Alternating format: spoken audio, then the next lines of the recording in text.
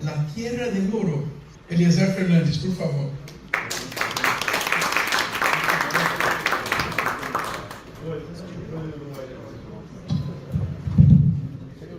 Olá, boa tarde, Sr. Oswaldo, boa tarde, Tenor, boa tarde a todos.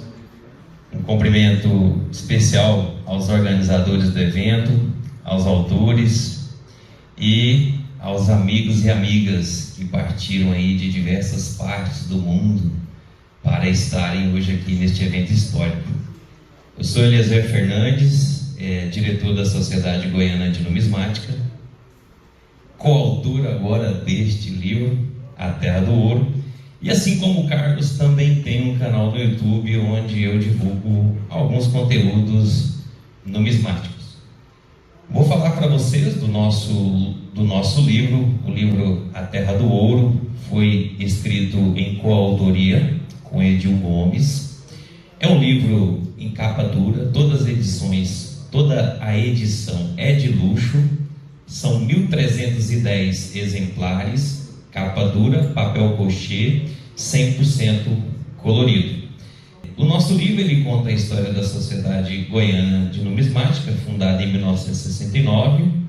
A nossa sociedade, assim como as demais sociedades, é uma associação civil sem fins lucrativos, criada aí com a finalidade de aglutinar os colecionadores e também cuidar da difusão, da divulgação desse conhecimento tão importante para nós aí, colecionadores. Na capa a gente traz outras informações. Temos ali uma barra de ouro da Casa de Fundição de Goiás, que é o nosso estado, onde a sociedade está localizada. Temos ainda uma medalha feita por Balsemão, que é uma medalha também da sociedade, e uma moeda de 40 réis com a letra monetária G. Uma tão querida moeda de cobre para nós colecionadores, principalmente os colecionadores das peças de Goiás. E ainda trazemos na capa o bandeirante, o famoso Anhanguera. Deixa eu só passar aqui. Bom, pessoal, na sequência a gente praticamente vai ser até essa tela.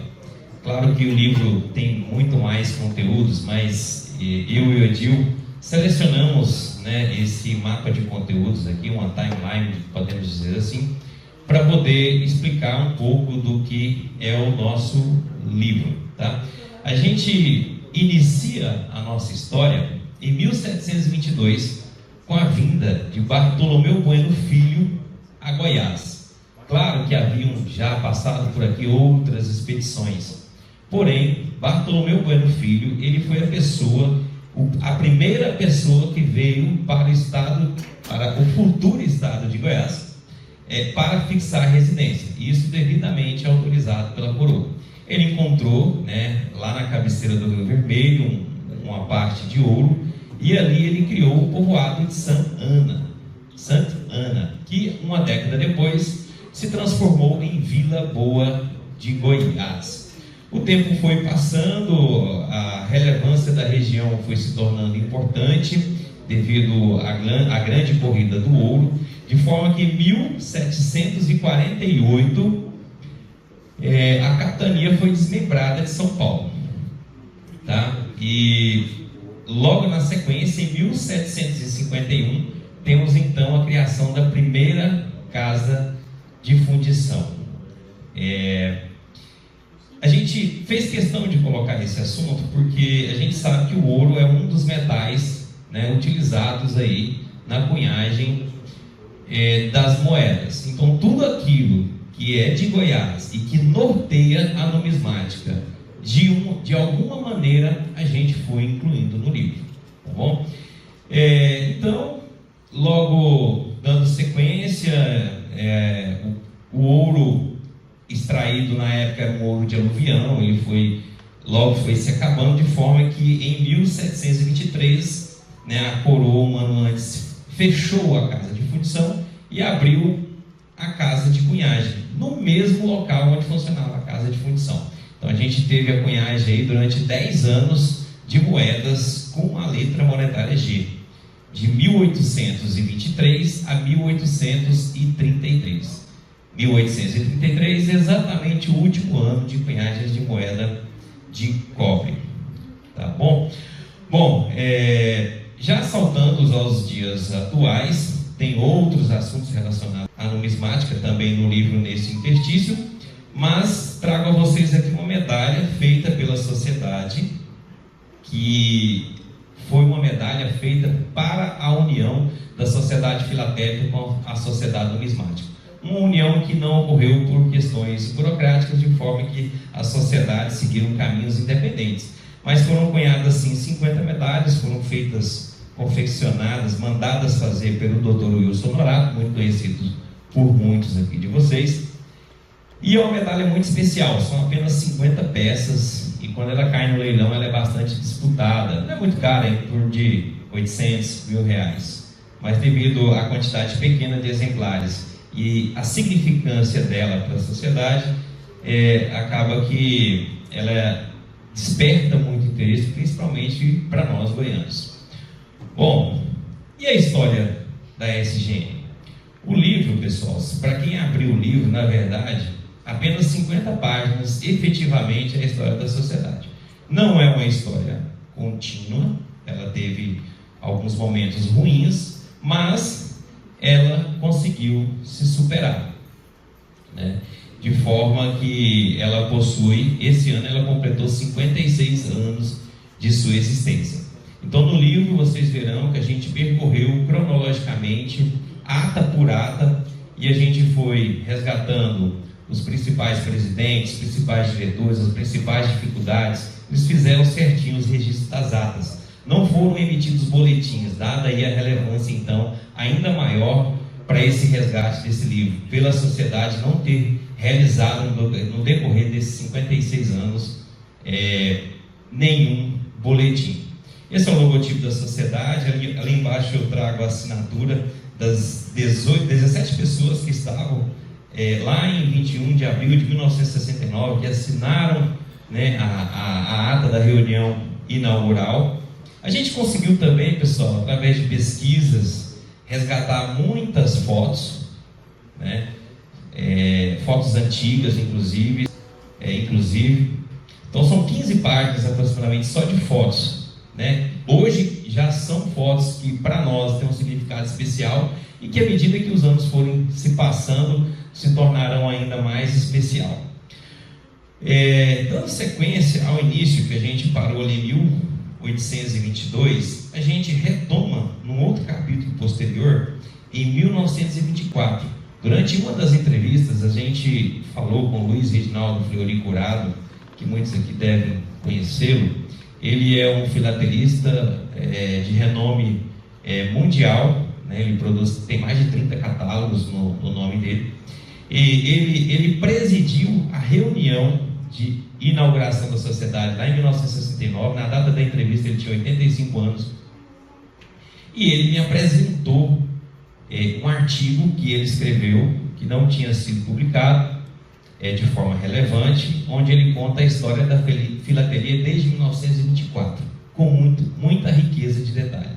E por que a gente colocou no livro? Porque os numismatas, os colecionadores de moedas, segundo alguns relatos que a gente conseguiu pesquisar, inclusive de cor probo, eles advêm da filatelia, e muitos sabem disso. Então, de 1722 a gente vai chegar até os dias atuais, contando no detalhe a história da Sociedade Goiana de Numismática e tudo aquilo que norteou o colecionismo no decorrer desses anos. Bom, já estou partindo para o final, mas eu gostaria de falar um pouco mais, porque agora, a partir da página 111, o livro tem 352 páginas. A partir da página 111, a gente começa a entrevista com os colecionadores. E são entrevistas fantásticas. Inicialmente, a gente ia entrevistar apenas as pessoas que haviam sido presidentes da sociedade, aqueles que já estavam em memória. A gente queria resgatar através dos familiares. Mas a brincadeira ficou divertida e a gente ampliou, de forma que a gente tem entrevista de 30 colecionadores. Colecionadores que, de alguma forma, tiveram a sua vida vinculada à história da sociedade. seja por ter sido presidente, seja por ter sido diretor, ou por, de alguma maneira, ter participado da história de Goiás, ou mesmo pelas suas coleções e representatividade. Todos eles têm relações vinculadas. E o interessante, são histórias, são bem atrativas. Quem já leu o livro e nos dá o feedback é a parte que eles mais gostam, né? E o colecionador, o que ele guarda? Ele guarda a moeda. E a moeda guarda a história. Por que então não guardar a história do próprio colecionador? Olha, essa primeira foto, o Sr. Orlando Machado, ele morreu em 1992. Goiânia tem 2 milhões de habitantes. Imaginem a dificuldade para eu e o Edil localizarmos algum familiar. Por sorte, ele tinha um filho de mesmo nome. Rastreei ele, vi que ele tinha mudado para Fortaleza. Não encontrei rastro em Fortaleza. Achei o nome da esposa dele no site de relacionamento dos Estados Unidos. Entrei em contato, ela tinha separado, mas me mandou o e-mail dele. Mandei o e-mail, ele me respondeu falando que ele não sabia nada, que na época ele tinha 8 anos. Mas o irmão dele tinha 15 anos e sabia de tudo, que era o seu Nelson, que também morava em Fortaleza.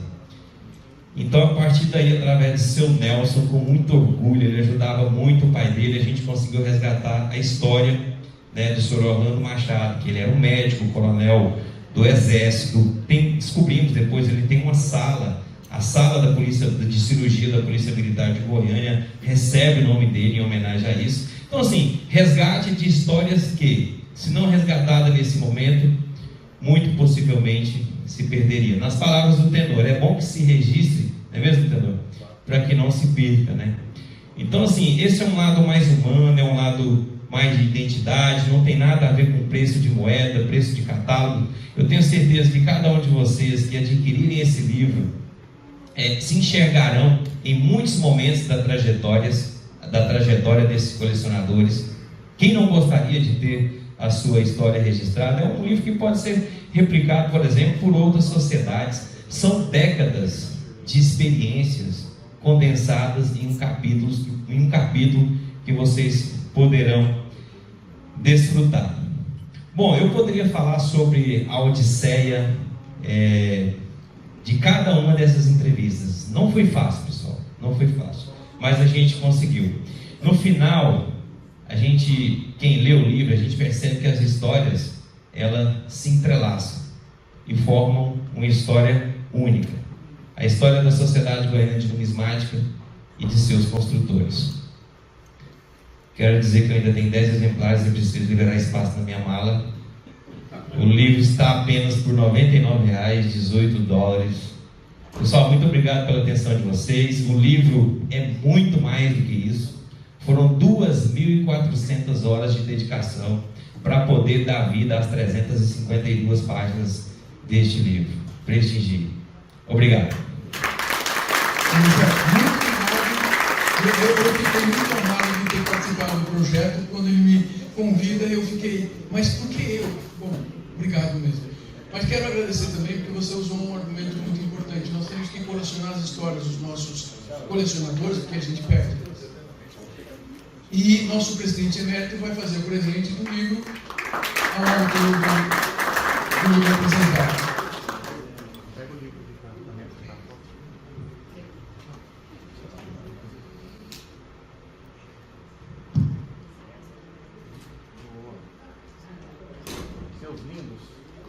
Valeu. Muito obrigado.